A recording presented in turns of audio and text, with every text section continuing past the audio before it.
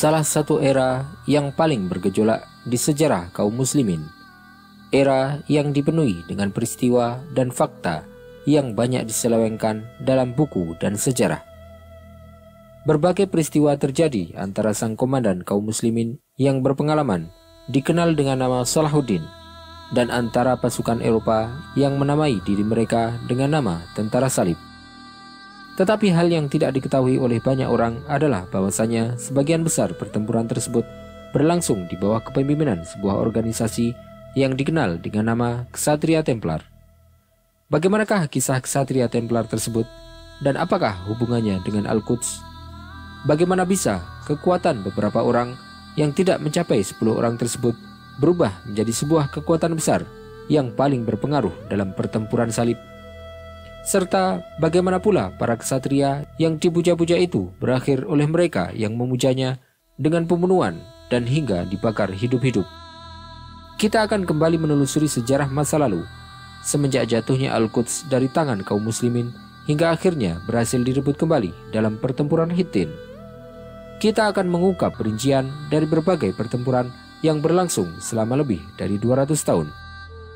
Kita akan menceritakan tentang kisah Ksatria Templar melawan Salahuddin Al-Ayyubi, kisah yang tersembunyi dari buku dan sejarah.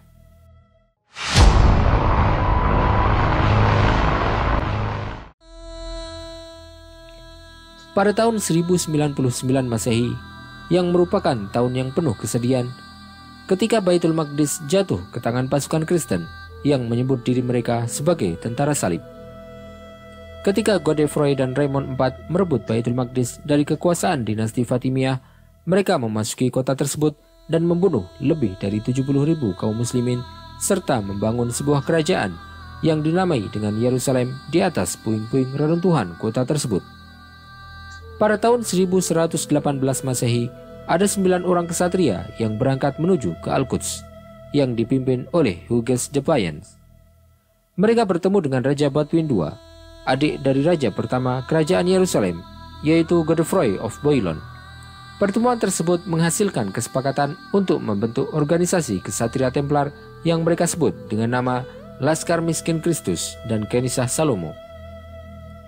Tujuan yang diumumkan dari pendirian organisasi ini adalah untuk menjaga rute ziarah Kristen dari pantai Yafa ke Yerusalem dan untuk melindungi penziarah Kristen yang datang dari Eropa dari ancaman atau bahaya para begal. Namun, percayakah Anda bahwa para ksatria yang hanya berjumlah 9 orang dalam usia 40-an tahun tersebut benar-benar diutus untuk mengamankan kafilah para penziarah di sepanjang jalan panjang dari Yafa ke Al-Quds? Adakah rencana tersembunyi dari pembentukan organisasi ini? Dan apakah alasan pengamanan para penziarah tersebut hanya merupakan kedok dari tujuan mereka sebenarnya?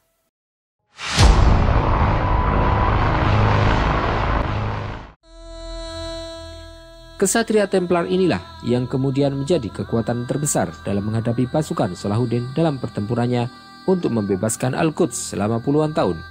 Hingga akhirnya organisasi ini menjadi kekuatan utama dalam kerajaan Yerusalem pada tahun 1170 Masehi. Setelah berakhirnya dinasti Fatimiyah, Salahuddin mengumpulkan kekuatan kaum muslimin di bawah satu panji dan mulai mengatur barisan untuk mendirikan dinasti Ayyubiyah pada tahun 1174 Masehi yang menjadi percikan pertama kebangkitan umat Islam setelah kekalahan yang berlangsung selama 1 abad. Salahuddin menyadari bahwa Ksatria Templar merupakan orang-orang yang berkuasa di Al-Quds dengan kedok gereja. Dia pun memutuskan untuk melakukan penyerangan besar-besaran untuk membebaskan negeri kaum muslimin dari mereka di seluruh tempat. Pada bulan Jumadal Ula tahun 573 Hijriah yang bertepatan dengan tahun 1177 Masehi, Salahuddin keluar dari Kairo bersama 20.000 pejuang dan berkemah di kota Bilbis. Kemudian dia menuju ke bagian selatan Palestina dan singgah di Askolan yang diduduki oleh tentara salib. Dia pun berhasil merebut kota itu dengan mudah, sampai akhirnya dia tiba di pinggiran Yerusalem. Ketika Raja Yerusalem Baldwin IV merasakan kemunculan kembali kekuatan kaum muslimin, dia pun kemudian bergerak bersama para ksatria Templar dari kota Gaza ke Askolan. Mengetahui hal tersebut, Salahuddin pun mengajak beberapa orang dari tentaranya untuk maju menuju ke kota Romlah yang terletak dekat dengan pantai, yang merupakan kota terbesar di Palestina pada saat itu. tetapi mereka kemudian terhalang oleh sungai Tel Gazar, sehingga mereka pun kemudian berpencar untuk mencari tempat yang bisa digunakan untuk menyeberangi sungai tersebut. Sementara itu, tentara salib terus mengawasi pergerakan mereka.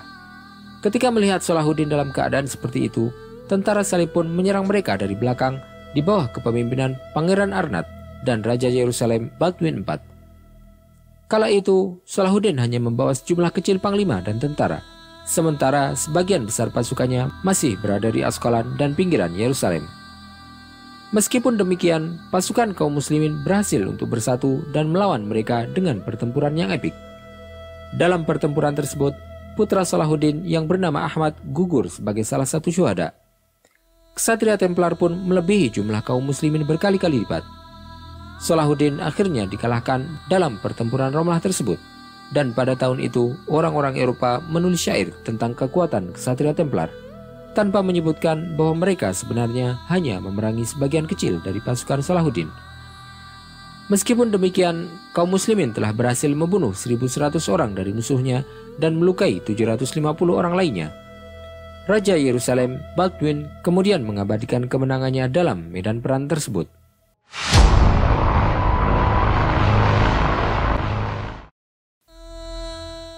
Salahuddin kemudian kembali bersiap untuk melawan Ksatria Templar sepulangnya dari Mesir. Dia tidak sedikit pun berkecil hati meskipun dia menderita kekalahan di Palestina. Bahkan hal tersebut menambah semangatnya untuk bertarung. Dia kemudian mengumpulkan tentara dan peralatan yang diperlukan serta berangkat pada bulan Rabiul Awal tahun 1178 Masehi dan singgah bersama pasukannya di dekat Homs.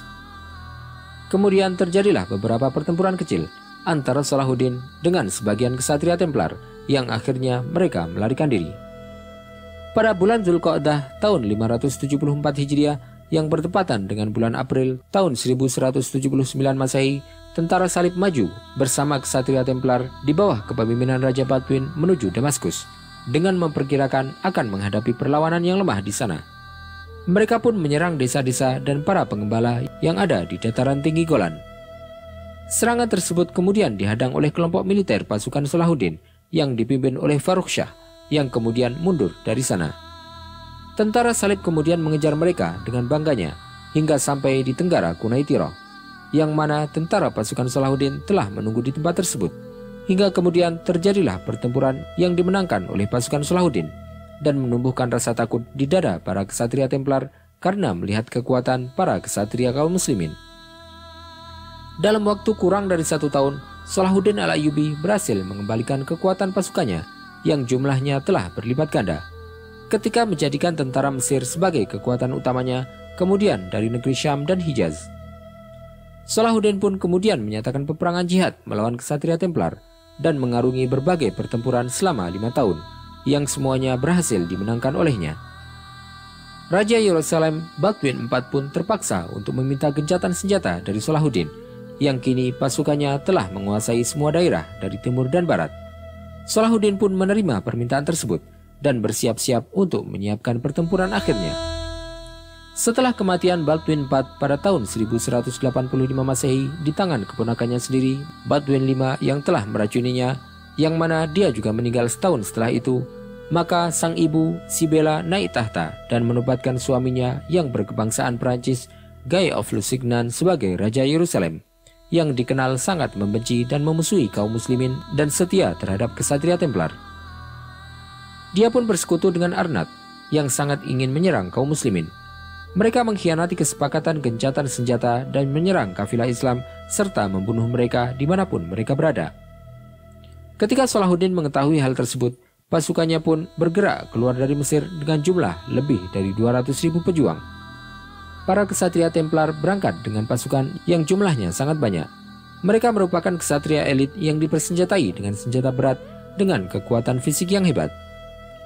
Pada hari Sabtu 25 Rabiul Awal tahun 583 Hijriah yang bertepatan dengan tanggal 5 Juli 1187 Masehi, tentara salib singgah di Hattin yang telah didahului oleh pasukan Salahuddin sebelumnya. Mereka menempatkan pasukannya di wilayah atas, kemudian menyerang pasukan Salahuddin secara langsung dengan persangkaan bahwa mereka akan meraih kemenangan sebagaimana yang mereka lakukan di Romlah. Pasukan kaum muslimin pun merobek barisan pasukan Ksatria Templar. Setelah berlalunya berjam-jam peperangan, tentara salib pun mulai melihat bencana yang mereka dapatkan dalam peperangan tersebut. Tentara Ksatria Templar telah dihancurkan, begitu juga dengan Ksatria Malta, tentara terkuat di Eropa pada saat itu. Serangan itu pun bagaikan petir yang menerpa para raja mereka. Salahuddin berhasil untuk mengembalikan Al-Quds.